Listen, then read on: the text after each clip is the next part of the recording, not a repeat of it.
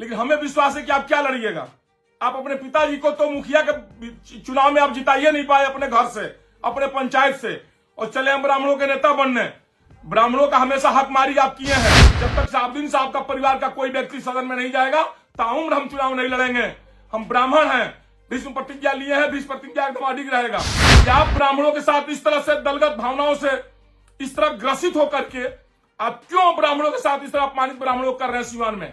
क्या ब्राह्मण का कोई नेतृत्व आगे नहीं आना चाहिए? वो महागठबंधन से दो ब्राह्मण जीत कर गए सीवान से, आपके एनडीए से एक भी ब्राह्मण जीत कर नहीं गए सीवान से। आपने टिकट तक किसी को नहीं दिया। एक एमएलसी का सीट हमने किसी ब्राह्मण बंधु के लिए छोड़ा, वो भी आप ब्राह्मण को नहीं दे पा रहे हैं। क्या आप ब्राह्मणों का नेता बनिएगा? झूठो बोलना खाली आता है आपको। कौन सी ऐसी मजबूरी आपकी आ गई है कि विकास के नाम पर, बिहार के विकास के नाम पर आप समझौता करके बीजेपी के साथ सटे हुए हैं? आप ठोकर मारिए बीजेपी को और निकलिए वहां से बाहर। एमएलसी चुनाव को लेकर बिहार में लगातार चर्चाएं हैं। ऐसे में कई लोग अपने पार्टी के खिलाफ बिगुल फूंक दे रहे हैं। आपको बता दें कि भाजपा के एमएलसी रहे हैं पूर्व में टूना जी पांडे, जो इन दिनों काफ़ी विवाद में रहे हैं अपने बयानों की वजह से। एक बार फिर से उन्होंने फेसबुक के जरिए बयान दिया है और कहीं ना कहीं भाजपा के लिए मुश्किलें खड़ी कर रहे हैं। एक तरफ जहां टूना जी पांडे ने मुख्यमंत्री नीतीश कुमार के खिलाफ बयान देकर चर्चा में आए, उसके बाद भाजपा उन्हें निलंबित कर देती है, और अब दूसरी तरफ फिर से उनका एक बयान काफ़ी तेज़ी से वायरल हो रहा है। आप ये वीडियो देखिए, क्या कुछ कह रहे हैं टूना जी पांडे।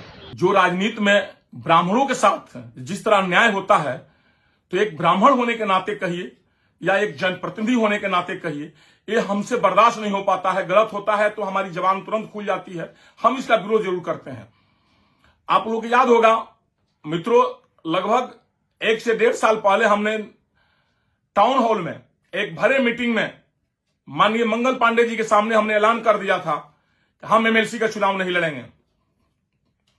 हम एनडीए के तमाम नेताओं से पूछेंगे और श्री मंगल पांडे जी से भी कहेंगे कि आप ब्राह्मणों का नेता बन रहे हैं, बार ढोल पीटते हैं, ब्राह्मणों के नेता हैं।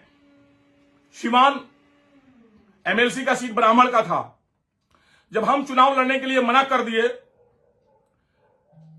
तो ये सीट किसी ब्राह्मण को क्यों नहीं दिया जा रहा है? आपका ब्राह्मणवाद कहां चला गया? आप किस बात का ब्राह्मण है? आप ब्राह्मणों के लिए ढोल पीटते हैं, कहते हैं कि हम ब्राह्मण का नेता बन रहे हैं। अरे आप हमेशा मनोनीत होते हैं, आप पैसा कौड़ी की कोई कमी आपके पास है नहीं, आप मंत्री भी बहुत दिन रह गए।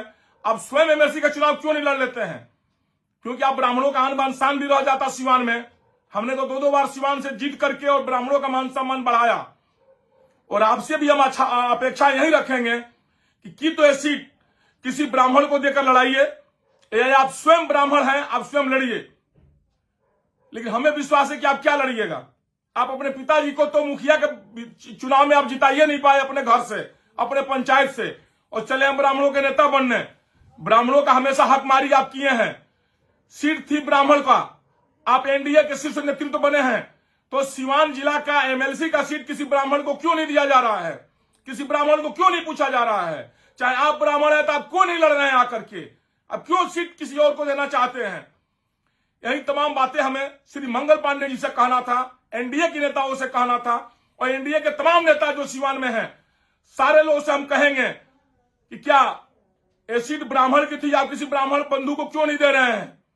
टूना पांडे ने जब मना कर दिया हम चुनाव नहीं लड़ेंगे, 1.5 साल पहले आप लोगों को मना किया, आप लोगों को भरे मीटिंग में मना किया, चुरा कर नहीं किया। हमको कई ऑफर भी आया, कहिए तो हम टेलीफोनिक ऑफर भी बता देंगे व्यक्ति के नाम, लेकिन फिर भी मैंने कह दिया, मेरा एक ही वचन है कि जब तक साहबुद्दीन साहब का परिवार का कोई व्यक्ति सदन में नहीं जाएगा ताउम्र हम चुनाव नहीं लड़ेंगे। हम ब्राह्मण हैं, भीष्म प्रतिज्ञा लिए हैं, भीष्म प्रतिज्ञा एकदम अडिग रहेगा। लेकिन हम आप लोग एनडीए के नेताओं से पूछना चाहते हैं, विशेषकर मंगल पांडे जी से, कि आप ब्राह्मणों के साथ इस तरह से दलगत भावनाओं से इस तरह ग्रसित होकर के आप क्यों ब्राह्मणों के साथ इस तरह अपमानित ब्राह्मणों कर रहे हैं सीवान में? क्या ब्राह्मण का कोई नेतृत्व आगे नहीं आना चाहिए? ब्राह्मण का एक विधायक अपने सीवान में नहीं बनने दिया। ब्राह्मण का वो महागठबंधन से 2 ब्राह्मण जीत कर गए सीवान से, आपके एनडीए से एक भी ब्राह्मण जीत कर नहीं गए सीवान से। आपने टिकट तक किसी को नहीं दिया। एक एमएलसी का सीट हमने किसी ब्राह्मण बंधु के लिए छोड़ा, वो भी आप ब्राह्मण को नहीं दे पा रहे हैं। क्या आप ब्राह्मणों का नेता बनिएगा? झूठो बोलना खाली आता है आपको। अब रह गई बात सिवान में क्राइम का रेट, आप लोग देखिए कितना बढ़ गया है।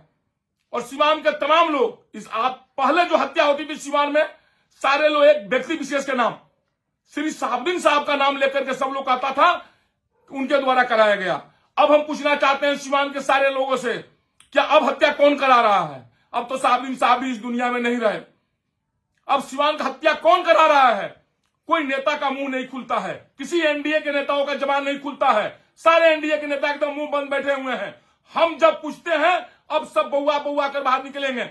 हमारे एक भी प्रश्न का जवाब आप दे दीजिए फेसबुक मीडिया पर आकर के कि हम कोई गलत बोला है क्या? सिवान का सीट ब्राह्मण का नहीं था, एमएलसी का?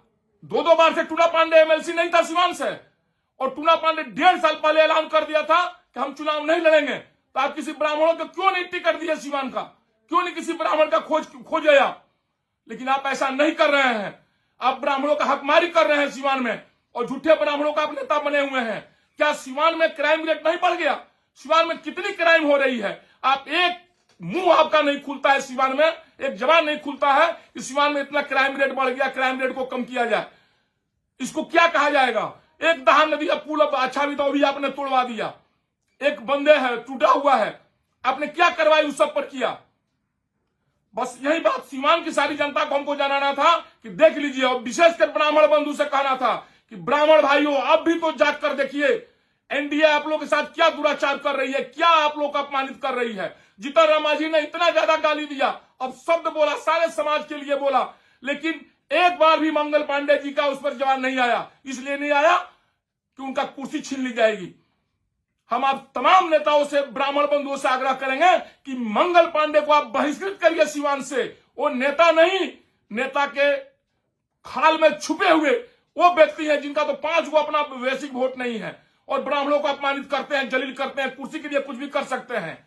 और विशेषकर माननीय मुख्यमंत्री महोदय से हम हाथ जोड़कर आग्रह करेंगे, मुख्यमंत्री महोदय, आप इतने अपमानित होने वाले व्यक्ति नहीं थे, नो इतना अपमानित कभी आप हुए हैं। आप स्वाभिमानी व्यक्ति थे। स्वाभिमानी व्यक्ति से हम लोगों को भी लड़ने में बड़ी मजा आता है, अच्छा लगता है। आप 2014 में सत्ता को ठोकर मार दिए थे हारने के चलते। आप किस कारण भाजपा का दामन थामे हुए हैं? जो भाजपा आपको एकदम तिल तिल अपमानित कर रही है।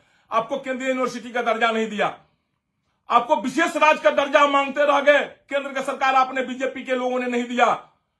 आप जातीय जनगणना मांग रहे हैं, वो भी आपको बीजेपी के लोग आपको नहीं दे पा रहे हैं। आप क्यों बीजेपी के साथ सटे हुए हैं सर?